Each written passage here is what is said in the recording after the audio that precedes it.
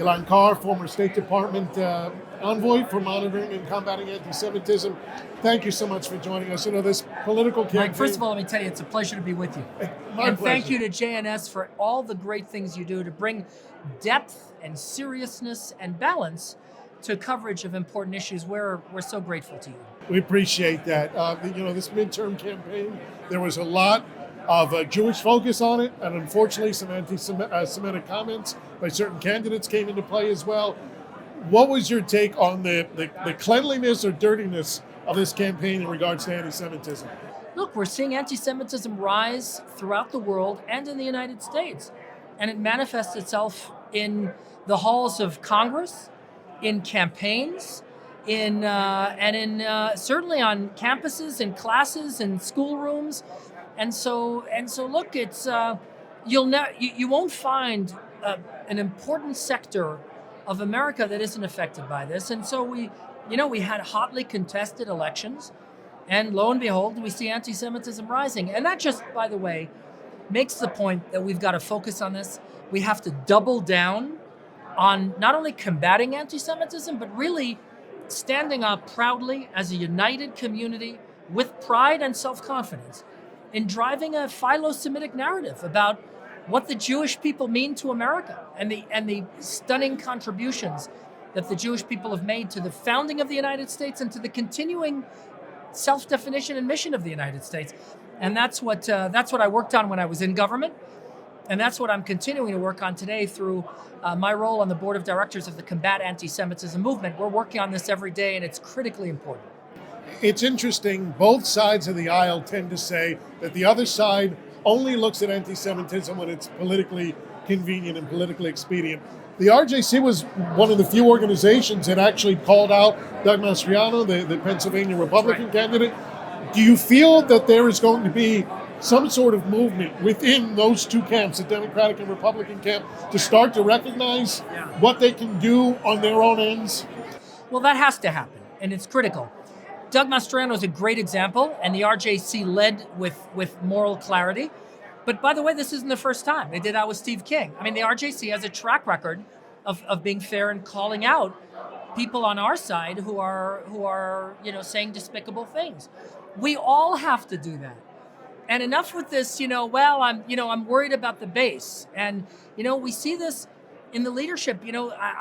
I salute, we've seen Nancy Pelosi at the end of an era. I mean, obviously a very influential Speaker of the House. But she should have and could have done more when it came to calling out the squad and the rank anti-Semitism unabashedly promulgated in the halls of Congress. She should have done more. And so I think all sides have to do that. I have to tell you, when I took office as special envoy, I always said anti-Semitism is driven from three ideological camps: the ethnic supremacists of the far right, the neo-Marxists of the radical left, and the militant Islamists. We're going to fight all of it, because if you're not going to fight any part of this, then you're not serious about anti-Semitism. And you know what? I have to tell you, I'm very delighted that Deborah Lipstadt, my successor in office, says the same thing. She says, if you are going to ignore one kind of anti-Semitism or another, then you're not serious about fighting it. And you know what? That's exactly the right answer. And so that's what we have to do. All of us have to do that. These RJC meetings, we take a look around, it has a very young component to it. Yeah. We see a lot of college students, high school students here, which is a critical battleground for fighting anti-Semitism. We hear every day of anti-Semitic, Jew-hating actions going on college campuses. What more can be done at this point? It seems like everything has been tried. Right. Well, there are a lot of college students here. That's exactly right. And I want to give a special shout out to my AEPI brothers. We have a whole contingent here from AEPI, which is amazing. I mean, AEPI, along with other organizations, leads the fight against campus anti-Semitism. But you know what? A lot has to be done. I will tell you, Mike, this is serious stuff.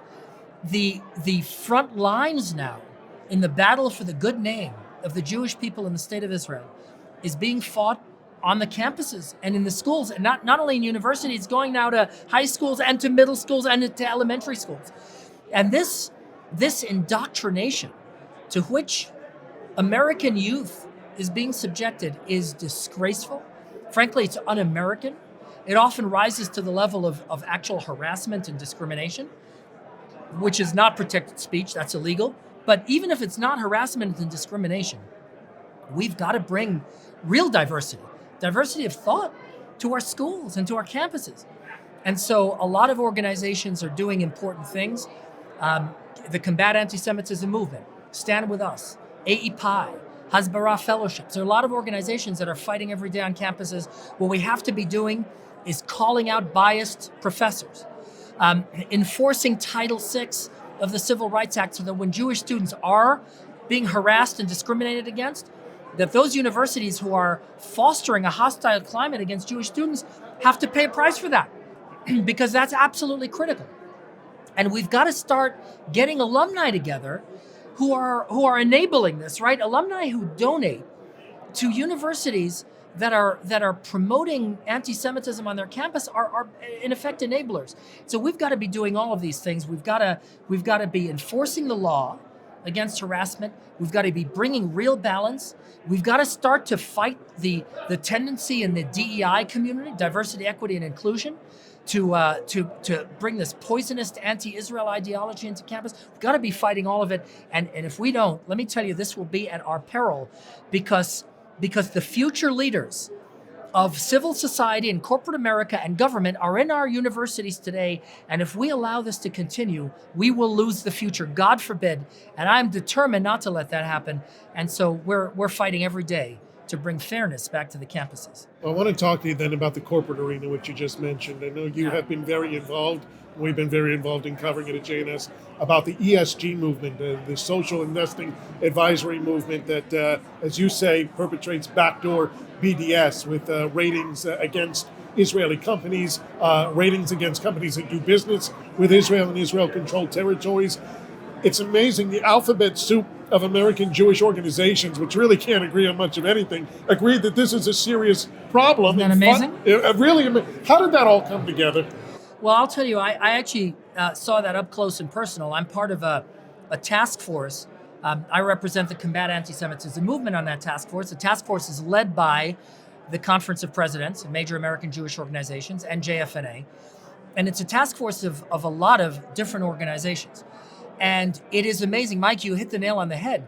We all came together and agreed. That doesn't happen often. Now, why is that? We have to ask why that is. And this, it's very important to remember why that is, because this is so dangerous, so clearly dangerous to the state of Israel. If you can allow rating agencies to downgrade companies simply because they do business in Israel, and then you don't call that BDS, well, because nobody is boycotting Israel. They're not saying we refuse to do that. We're just gonna downgrade companies on social justice ratings and say, you know what, this company is committing human rights violations or promoting human rights violations because they're doing business in Israel. Do you know what this could mean for the state of Israel? Let me tell you, the vast majority of European investment today is ESG investment.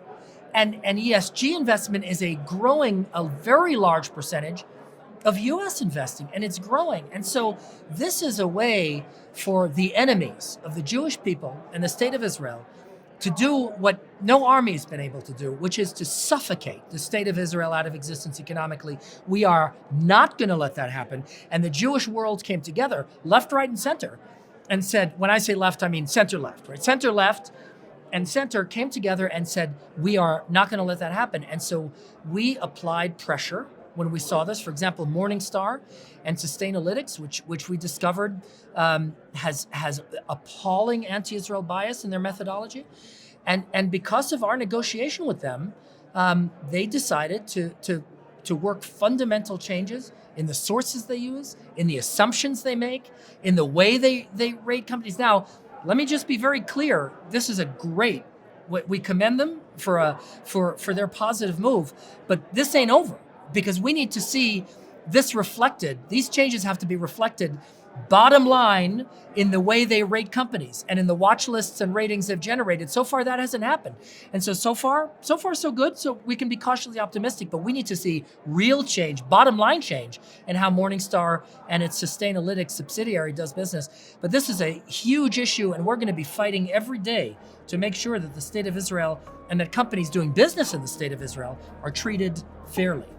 Elan Carr of the Combat Anti-Semitism Movement. Thank you so much. Thank you so much. Taking the Thank you for time. having me.